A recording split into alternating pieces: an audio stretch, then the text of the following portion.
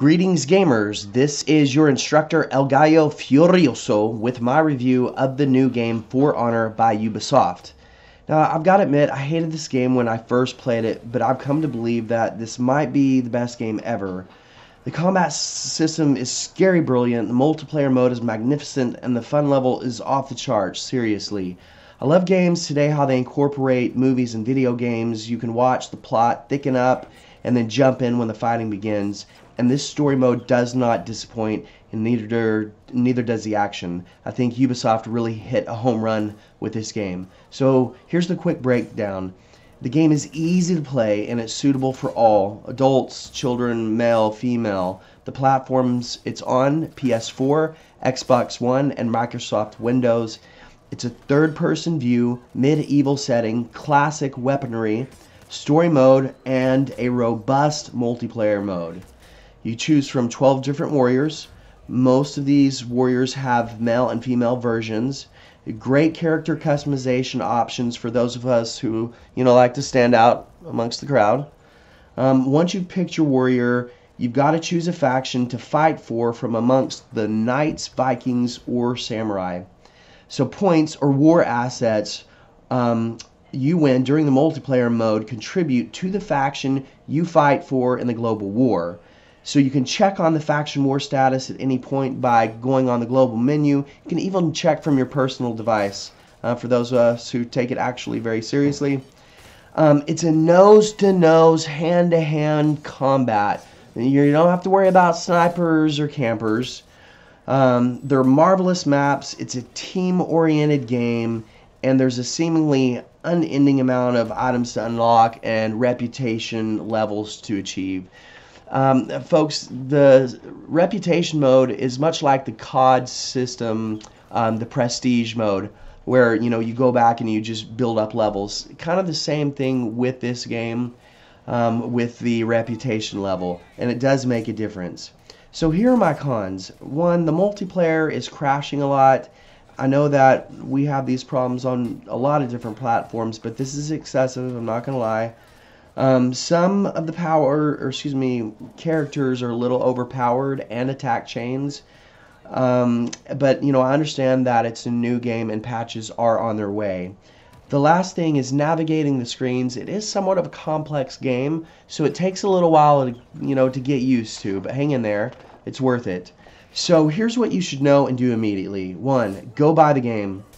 People are playing this game. This game is going to last for a long time. You want to get a head start, rank up your gear, rank up your armor, get to be a, bad boy, and beat up on the newbies as they come in the game. 2, practice, practice, practice.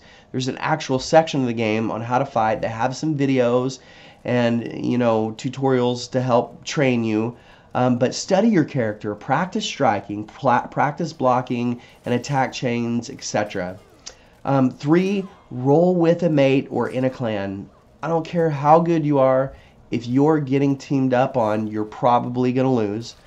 The sword cuts both ways, so roll with a mate. With all that said, I love this game. I give it 10 out of 12 stars. I see this game becoming and remaining big for a long season due to the Faction Wars multiplayer. So I'm going to go a little more into that. How these faction wars work is this. The War of Factions is global, persistent, and a cross-platform event that brings to life the ongoing war between For Honor's 3 factions. Pledge your sword to the Knights of the Iron Legion, the Warborn Viking clans, or Samurai of the Dawn Empire from the game's main menu. Once you've chosen a side, all your victories will count towards your faction's global world score. Even if you decide to play individual matches as other faction warriors. For example, if you pledge yourself to the Vikings, you will always fight for the Vikings in the War of Factions, even if you decide to play matches as a warrior from either, let's say, the Samurai or the Knights. Bottom line, you can fight as a warrior from any faction at any time after pledging. You can win war assets by playing multiplayer matches. At the end of every multiplayer match, you will be awarded a certain number of war assets. Depending on your performance, those war assets can be distributed in 3 ways. 1, all war assets are spent on one single contested territory. 2. War assets are spent equally on all contested territories. 3. If you do not manually invest war assets, they will be automatically allocated for you. All war assets from multiplayer matches, even against EI, contribute to the War of Factions event. You can see your faction's progress via the world map. The world map is the hub of the faction war, which is an in-game metagame that powers the War of Factions event. Accessible from the game's main menu, the world map is divided into 3 different faction-controlled territories.